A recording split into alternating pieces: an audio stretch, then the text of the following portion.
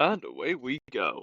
It's just me and only gonna be me, so there won't be an Eric, there won't be a Risk, and there won't be a third possible guy joining us. Guaranteed. So, let's see what's in the news for me to rant about. A cannabis extract called VER01 was found to reduce chronic lower back pain in a large study involving 820 adults over 12 weeks. Researchers said VER01 was relatively well tolerated, with no signs of addiction, dependence, or withdrawal symptoms, unlike opioids.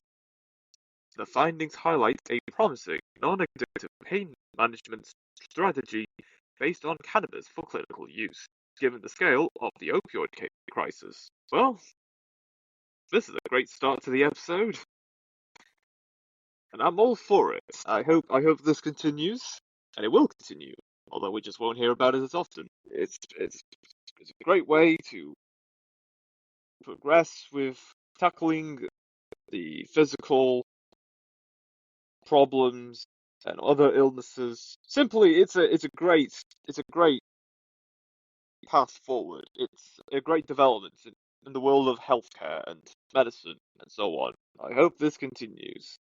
Not just with the marijuana that could be used for tackling lower back pain, but for all kinds of illnesses and physical problems. And battled Australia telco giant Optus hit by another major outage. Australian telecommunications giant Optus said on Monday it had suffered a network outage that prevented calls to emergency services just over a week after a similar interruption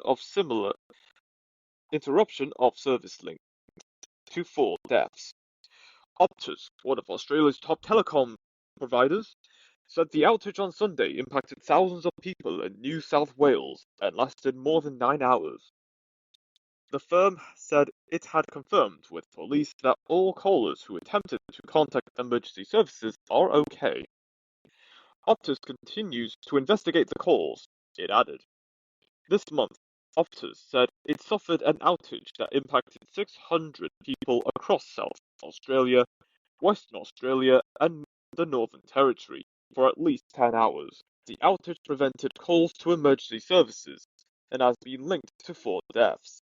Optus' parent company, Singtel, on September 24th, apologized for the emergency call outage linked to the deaths. Australia's Finance Minister, Katie Gallagher, told national broadcaster ABC that news of Sunday's outage was more disappointing news off the back of the major disruption that happened the week before. I think there's questions that Optus are going to have to answer about what happened in the last fortnight and their response to it, she said. On Friday, Australia's national broadband network experienced an outage in Western Australia that impacted customers' ability to make emergency calls, the police said. Opposition communications spokeswoman Melissa McIntosh told ABC on interruptions were extraordinary. People across Australia need to have confidence in our Triple O network, she said, referring to the country's main emergency services hotline. These are lives that are at risk. Last week, Optus announced details of an independent review that will probe the series of events that took place and determine why emergency calls did not connect. The firm was also fined 66 million US dollars last week for selling products to vulnerable customers between 2019 and 2023 that they did not need or want, leaving many in debt.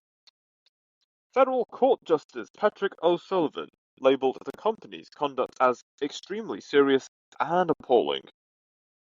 Optus was also fined 7.9 million US dollars after an outage halted its mobile and internet systems for nearly 12 hours in 2023. Good grief. So it's not so this has been going on for quite a while, I assume. So it's not so what I'm getting at is even if there's some kind of statement regarding an outage where local Australians are unable to call their emergency services, they also have to provide a statement regarding similar issues that happened the year before. That is not good. That is disastrous, boy. Goodness me. Surely there has to be a problem. If that was the case since 2019, surely there has to be a problem. And it's not just serious.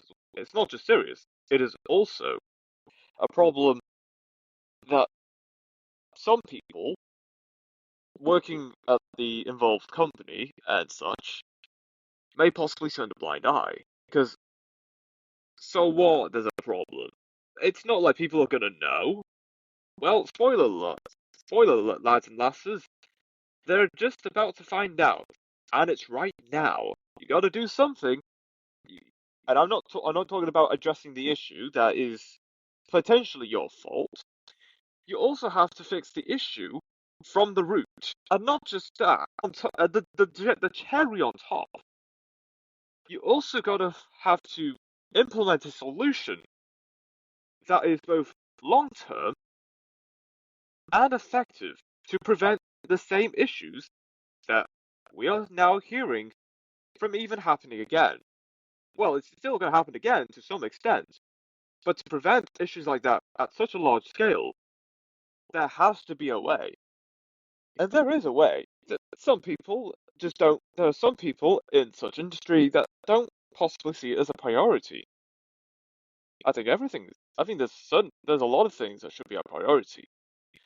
But even with priorities, that does not mean you should ignore other stuff, which are also just as important, and that is that Jaguar Land Rover announced it will resume some manufacturing operations in the coming days after being halted by a cyber attack on the 1st of September. The attack forced JLR to suspend work at 3 UK plants, and ministers met last week with supply chain companies to prevent closures and job losses. JLR is collaborating closely with cybersecurity experts, the UK's National Cybersecurity Centre, and law enforcement agencies to manage a safe and gradual resumption of its manufacturing operations. A spokesperson stated that as they progressively resume their operations in a managed and phased manner, the company is advancing its efforts to recover and resume production of its high quality vehicles. The government granted a £1.5 billion loan guarantee over the weekend to protect JLR and its supply chain, supporting tens of thousands of jobs amid ongoing recovery efforts. You know how important that a particular company or an organization is if the government is sending billions of pounds or billions of dollars just to keep them afloat. I'm not saying that the government have any favoritism or bias towards particular companies of any industry. However, it is very telling that if the government is more than happy to give billions of pounds or dollars to offset the financial strains and potential losses, if there aren't any financial support given to that company, this is telling me, in my opinion, that this is important to the small few on top. And this is coming from me. I have a long history of knowing people who are literally on top. If they don't like what I have to say, fine. I don't give a damn. And besides, I'm also not saying that these people like me or just gonna just give me a slap on the wrist. However, there's nothing that these people can do about it. There's nothing that anyone can do to prevent people or critics, whistleblowers, however you want to call it, from speaking out about these problems. Because even if I'm not, even if I'm not given the platform to address these issues, someone else might will. And the truth, or at least these issues, which some people on top do not want the public to know, the beans will spill eventually. I mean, look at what happened with P. Diddy. For years, maybe a decade or two, everything that he's done regarding young humans and one of his extravagantly wild parties. Now, quite recently, in the last few months, has now come into light. Last few years, no one knew about that, but now we're now hearing about this. The same can be said here. Even if someone did keep these issues about JLR under wraps, someone's gonna know. And it's not just JLR, this goes for anyone and anything. You can hide the issues, the secrets, the scandals, the drama, the gossip, whatever is appropriate in whatever context, someone's gonna know, and they're gonna air that information out to a lot of people. Question is, what are they gonna do about addressing the issue? Do they have a backdoor plan? Do they have a bunch of lawyers lined up? Do they have anything to prove their innocence? Because in this day and age, it's no longer innocent until proven guilty. This is a world where now, guilty until proven innocent. And that is not going to change. Not even a little bit. Not even close. So back to Jaguar, Land Rover, manufacturing coming back after cyber attack, overflowed. However, cyber attacks are also just as big of an issue. You don't know what technological advancement anyone is capable of. So you know what? To some extent, I understand that whenever someone is being impacted by any cyber attack, it is crucial to have some kind of support. Not just financially, also on a technological stand as well. You know, I think if I was to choose between technological or financial, I just go with the technical support, and also should have like a long-term plan to hire technology experts that know a thing or two about preventing cyber attacks. You can have as much money as companies could ever so desire to reinvest into their product, improve on their services. If you don't tackle the root cause of the cyber attack, you're still going to have to close up shop for a couple days, maybe a couple weeks, and still have someone like the government or private equity firms or a couple of your investors to provide you with a couple funds to keep your business afloat. On September 28th, 2025, the NFL and Rock Nation announced Bad Bunny will headline the Apple Music Superbowl LX halftime show at Levi Stadium on February 8th, 2026. Earlier this month, Bad Bunny said he avoided US states over ice fears, and in June he posted videos showing local US immigration and customs enforcement raids in Puerto Rico.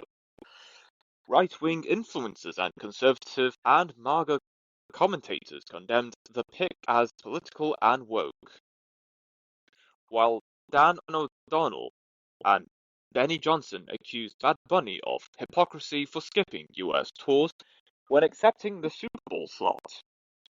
The halftime platform typically generates major audience and sale boosts, with fellow artists Jennifer Lopez, Bruno Mars, and Shakira celebrating it as a win for Latino culture, and the 2025 halftime show watched by over 133 million viewers.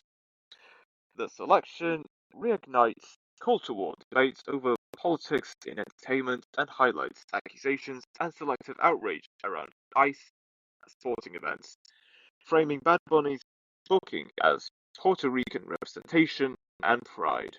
Personally, I don't give a damn about the Super Bowl, NFL. Not that I hate it. It's just not my cup of tea. The halftime show, Bad Bunny, good for them, and it's going pretty strong. But even then, I will have to say this: he can say what he wants about wanting to perform in particular countries. If he doesn't want to go to the United States, he doesn't have to. That's okay. I say the same for any artist. If they don't want to perform in particular countries for reasons of its culture, existing government, fair enough. When you are going to perform in the continental United States, after a while back saying you're not going to perform in continental United States, for whatever reasons, which is none of anyone's business, yeah, in my opinion, it's kind of a bad look. People can change their opinions however they like. However, if you're going to say or commit to something about doing something or not going to particular places, I feel there has to be a reason for why this person has said, I'm not going there. I only want to perform in these places. I'm not going to do any of that stuff. I will do these things instead. I haven't heard, again, I don't know much about Bad Bunny, other than the fact he is very close with one of my family members. I don't have anything bad to say about him, but at the same time, uh, yeah, it doesn't look good. If there has to be a reason why he would want to accept performing at the Super Bowl halftime, knowing that you won't get paid to be at the Super Bowl halftime. He didn't have to accept it if he was genuinely committed to not performing in the United States. I'm just trying to get an understanding on this, and I don't blame anyone calling out any hypocrisy. I just think there has to be a clear understanding on why things had to be said and the commitments that someone had at the time. And in regards to Puerto Rican representation or Latino representation or what kind of representation in this culture, I'd say go for it. If you're given the opportunity to represent your culture and or your nation, go for it. It's not like you will get this opportunity again. Seize the moment while you still have the chance. I'm certain that no one will ever turn down a big opportunity, regardless of how much someone's being paid, how many people are watching, and all of the other impacts and aftermath coming from that opportunity. What's important is you go out and you do something. And if you do something in style, that's good enough for me. And it should be good enough for a lot of people around the world. So, I don't know what the result for the Super Bowl was. Hopefully the better team won, and hopefully the halftime show went pretty well. I try to be optimistic despite whatever's going on in this world. So yeah, well, despite whatever issues that people have, which I can't argue with, everyone's entitled to their opinions. Hopefully, a lot of stuff went well, and people continue living their lives and become successful and make a name for themselves. That's what's important. Statue of rock and roll queen Tina Turner unveiled in Tennessee community where she grew up. A 10-foot statue of rock and roll queen Tina Turner was unveiled Saturday in Brownsville, Tennessee, where she grew up and attended high school.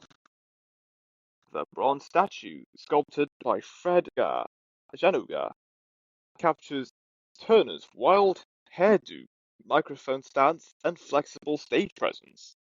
About 50 donors, including Ford Motor Company, funded the statue, which stands near a museum honoring Turner at the West Tennessee Delta Heritage Center. That's nice. It's great to see that even when famous artists and celebrities, when they're no longer physically present on this planet, there's still some admiration for them. Yeah, that's it. I don't think there's anything else to say. Appreciation and admiration for talented individuals is well appreciated, in my opinion. And I hope that continues, at least with the right people. But again, it's a subject of who and what is right and wrong. But hey, at least there's something, despite, I don't know. Yeah, she will live long. Tina Turner will live on for many, many years to come. McKay Brothers launches fastest private transport for crypto and FX trading between London and Singapore. McKay Brothers, the worldwide leader in providing data transport for digital and FX traders, today announced the launch of a new transport service interconnecting London and Singapore in less than 137 milliseconds round trip. McKay's new network provides the fastest path between Slough LD4, which hosts leading crypto platforms including Deribit, LMAX, and Kraken, and Singapore, where it connects directly into a AWS cloud which hosts crypto platform Bybit. The network is purpose-built for asset classes where risk management increasingly depends on microseconds. McKay's level playing field policy ensures that all subscribers can purchase the best latency. The London-Singapore transport service is optimized for the unique requirements of cloud-based digital asset trading. McKay provides the data transport used by the world's most demanding firms and makes it equally accessible to all subscribers, leveling the playing field. McKay's network for traders of digital assets are designed to deliver the highest levels of reliability and resiliency, maintaining the same rigorous standards as the company's networks, serving traditional financial markets.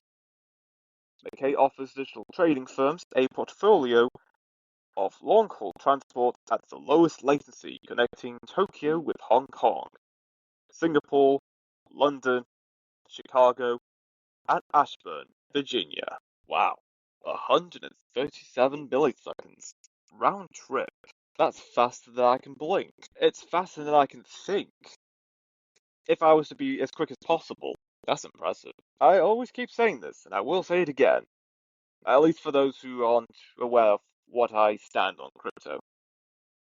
Whether people like crypto or not, and I understand if people don't like crypto, in the next few years, cryptocurrency will be a form of legal tender, a legal monetary tender, that people will use to buy goods and or services. And an alternative to fiat money, pounds, US dollars, South African rand, Chinese yuan, the South Korean won, the Japanese yen, the Indian rupee, and what other currencies people use these days. Crypto is making a rise, and it's not stopping anytime soon. And there are many companies, many organizations, and a lot of infrastructure that will facilitate crypto for the next few years. And seeing what the McKay brothers are doing is a step in the direction where crypto is going to be the next generation of financial transaction. Once the government actually has something laid out regarding its regulations, how people should would how people would be able to transaction crypto. Once once there are guidelines set for that, then that's when the future of money will arrive. And it's only the beginning. Moldova validates parliamentary vote 52% turnout as protest erupts over irregularities. Moldovans voted in parliamentary elections crucial for their EU future amid claims of massive Russian interference before the vote. The Electoral Commission reported a turnout of just under 52%, consistent with the previous elections in 2021. Moldova's pro-EU party appears to have won against a Russian-leaning rival, marking a significant election in its history. President Sandu warned voters, "Don't play with your vote or you'll lose everything," to emphasize the importance of participation. You know what? Good for them. Nice to see Moldova is at least speaking out what they want in their country. Now, of course, people may not agree with what's going on in Moldova, or even may not even agree with what is to come from Moldova. If enough people speak out on what they want to see in their future, not just with their country, but also what they want to see within their day-to-day lives, then I think it's all set to go. If we look at what Nepal had, looking back at what happened in Nepal with the Gen Z protesters against their own government, given that the children of said politicians in the Nepal government having so much money to afford the most luxurious of luxuries that anyone could ever ask for, or even be enviously jealous of, why wouldn't you protest?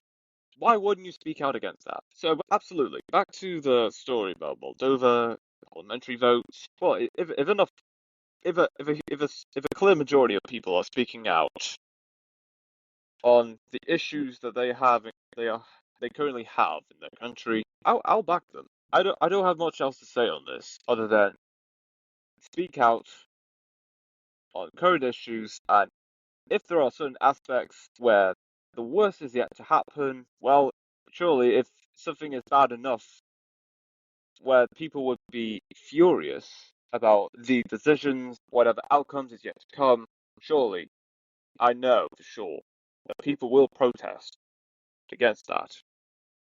And they will stop at nothing until the people get what they want. And I'm all for it. Countries with democracy index ranking as of 2024. Let's see which of these countries are the most democratic and which are not, put it lightly. Number 167, Afghanistan.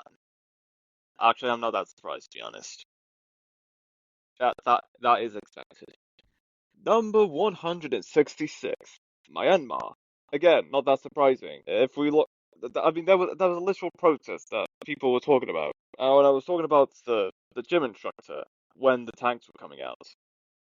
That's what I remember. Yeah, no one is gonna forget about that for sure. Number 165, North Korea. As expected. I'm not surprised about that either. Number 164, Central African Republic. Number 163, Syria. Number 162, South Sudan. No, just Sudan. No, South Sudan comes in much later. For some reason. That's just me. But yeah, Sudan, proper Sudan, 162. Number 161, Turkmenistan. Number 160, Laos. Number 159, Tajikistan. And it kind of jumps a bit, so don't think we'll see most countries on this list. So it jumps to 154, Iran.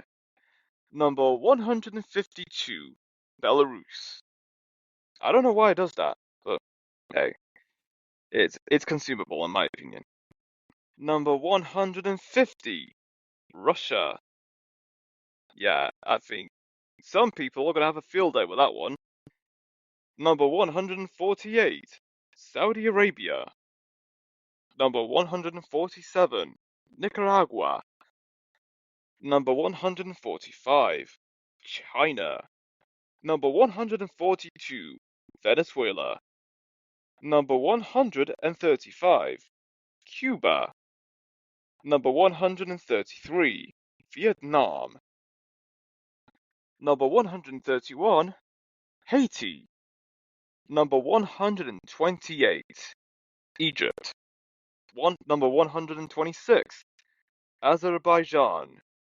Number 124, Pakistan. Number 122, Zimbabwe. Number 119, United Arab Emirates.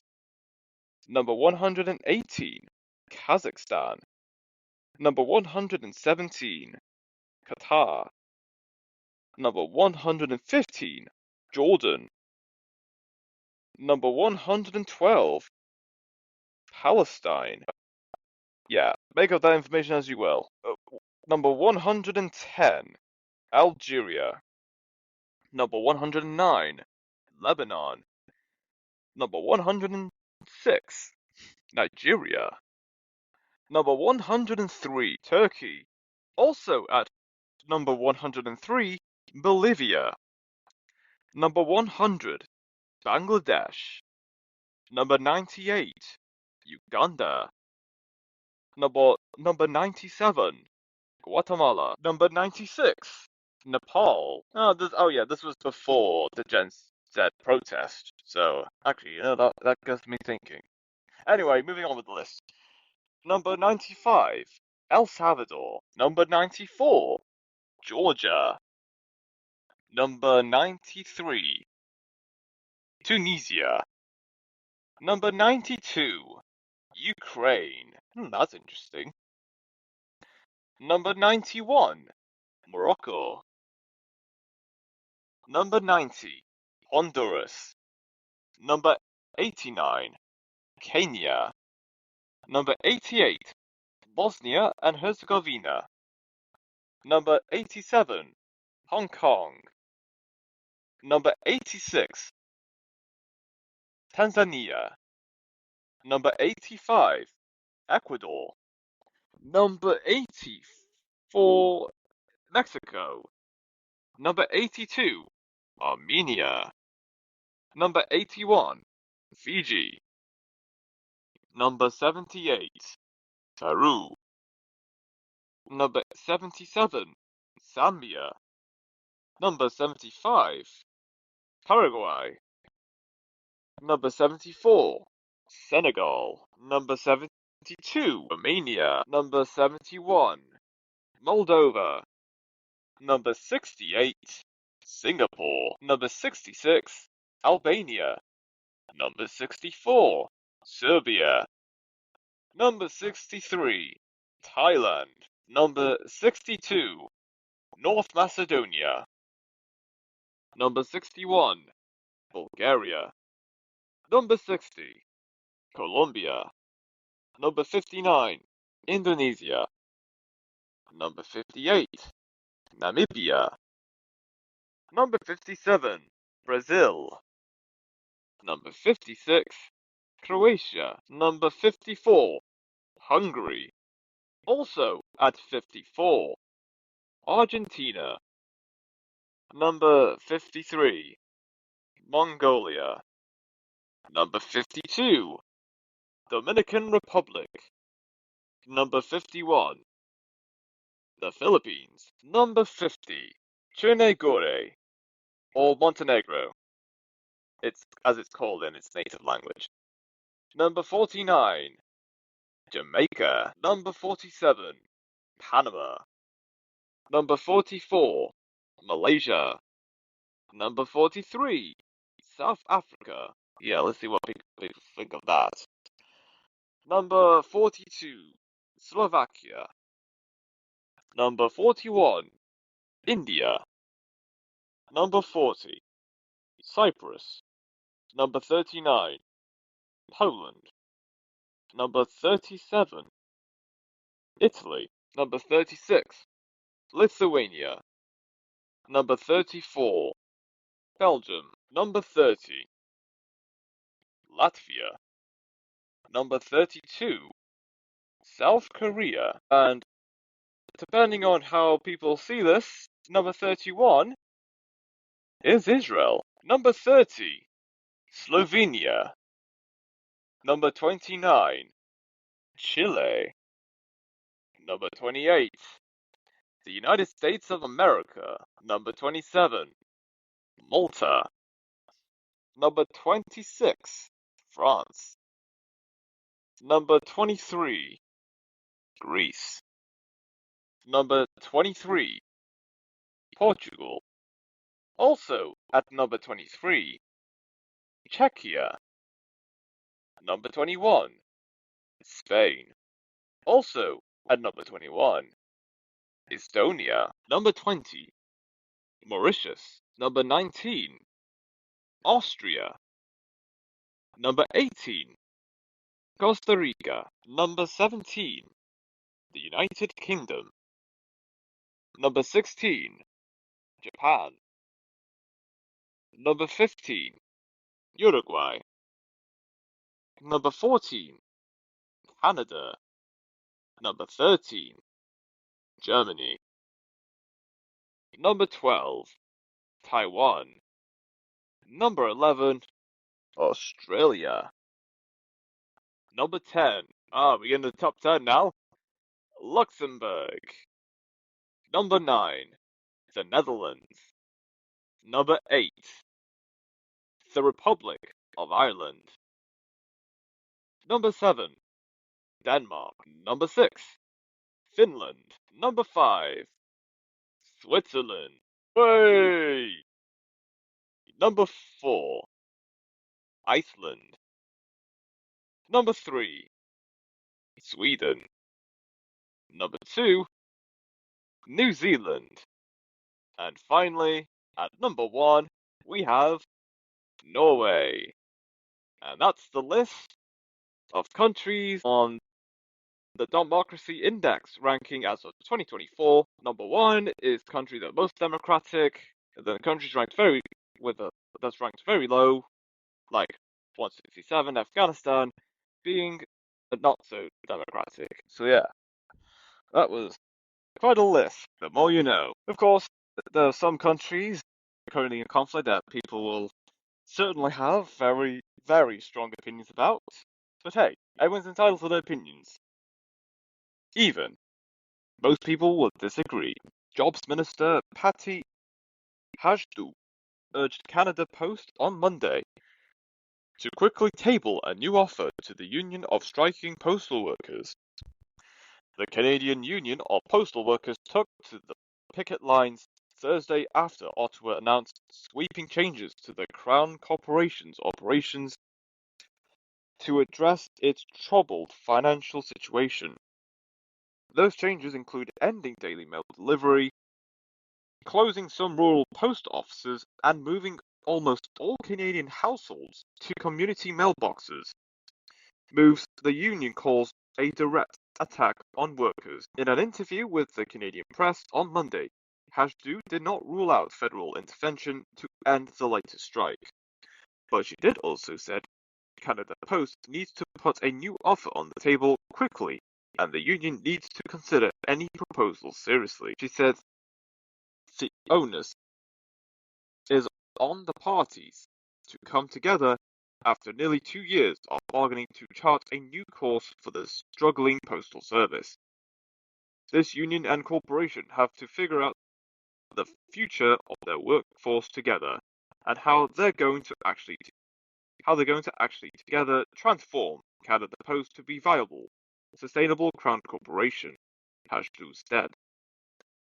There is no time to be wasted here by either the corporation or the union once that offer is tabled.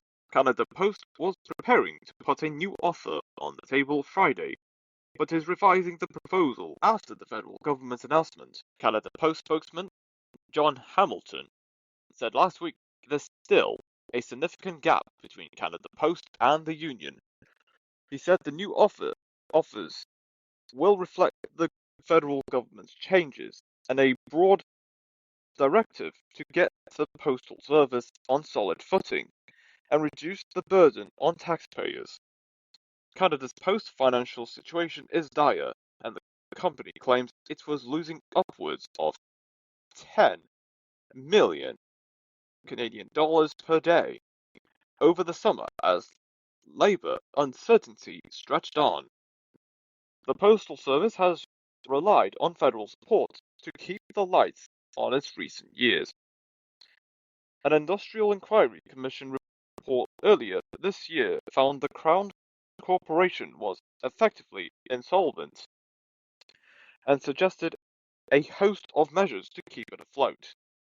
Suggestions the federal government adopted wholesale in its announcement last week. Yep, here we go again. The government is getting involved to keep one of its organizations or companies afloat, especially if they're state-owned and/or operated. Now, not to say there should be any outside or private funding that should be involved.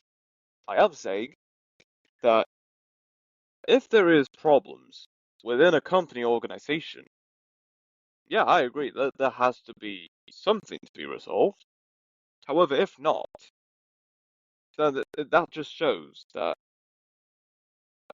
if there is an inevitable impasse between two sides, then that will, for sure, put a strain or even negatively impact postal services, or at least the postal service industry in Canada. And again, unless there's private funding, equity, or any outside funding that could help with postal service in Canada, this is the best they got. They have to think of something now, they have to think of something fast. Because if not, well, how are Canadians going to get their mail? If Are they going to get their mail? That is even a better question. Are Canadians ever going to get their mail again?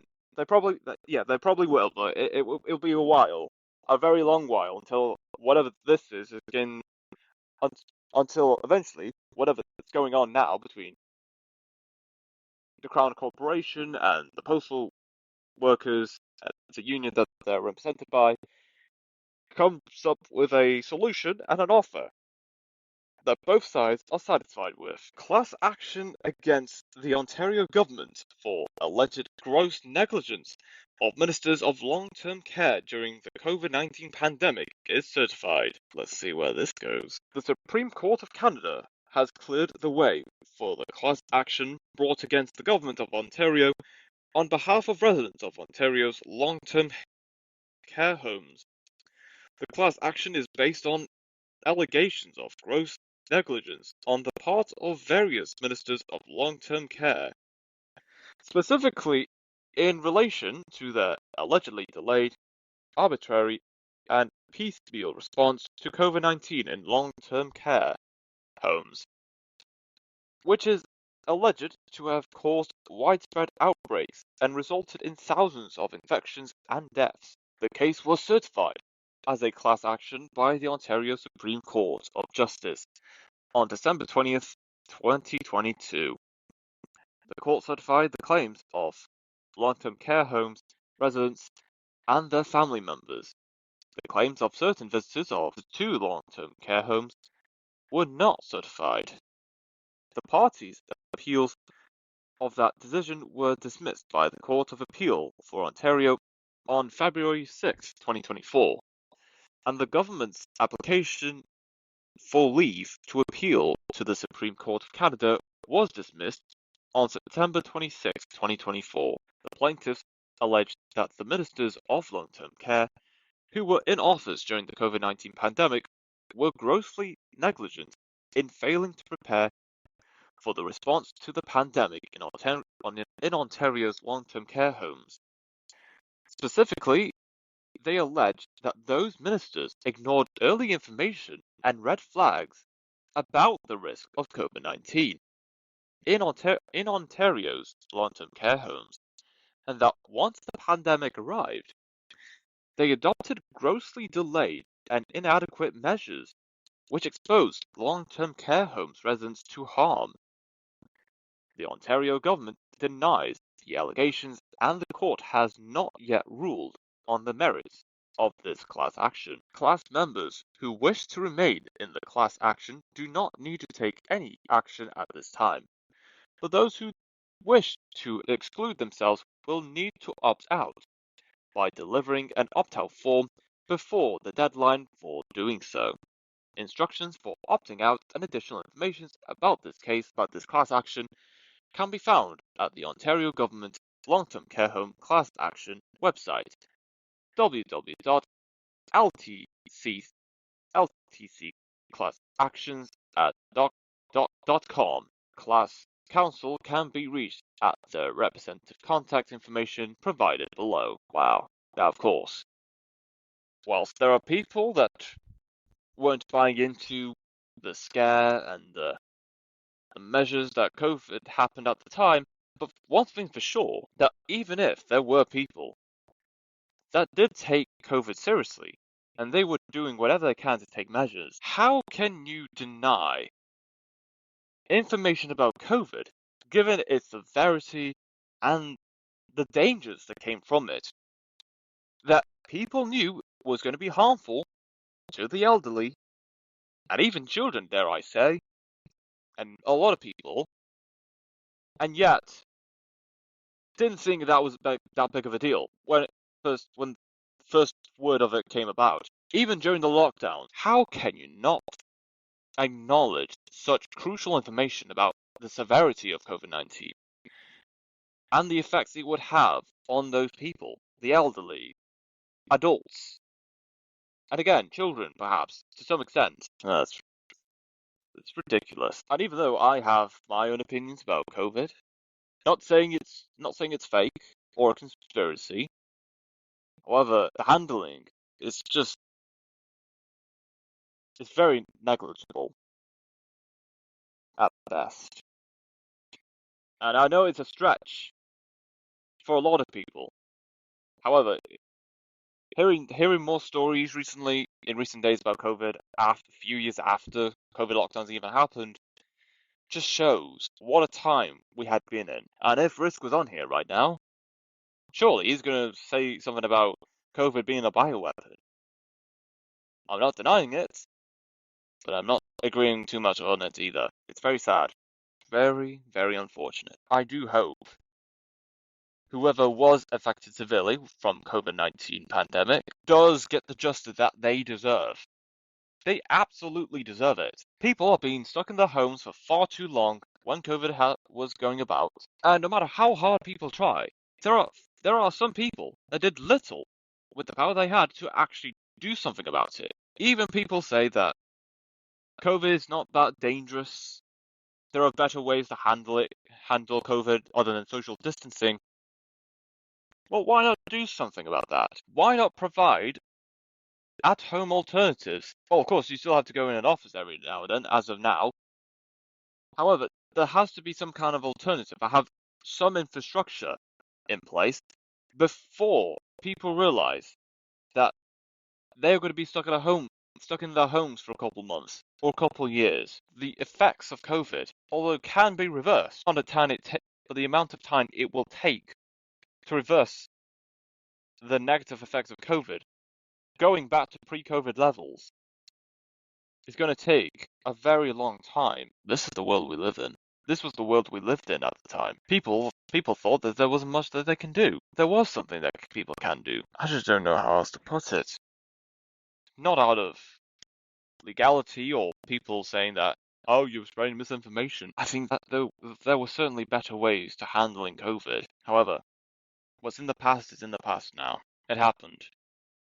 Now, we have to move on. There's nothing else that anyone can do from that point, other than talk about the issues that what happened in COVID, the gross negligence, whatever was going on with the vaccines that had some kind of symptoms or effects that people would argue that may have, I'm saying may have, not saying it's true, costed more lives than COVID itself. Even if people who took the vaccine are still alive today, and I'm not denying taking vaccines, and this is a very hot take and controversial question I will ask. Would people be better off now if they had not taken the COVID vaccines? Or would it not make that much of a difference at all? I'm just saying, make of that information as you will. And if you're not sure, do some research on COVID. Don't just rely on what I have to say. We're still learning from this. And there is so much that people can learn from what we've been through in the past. With that being said, that is the episode.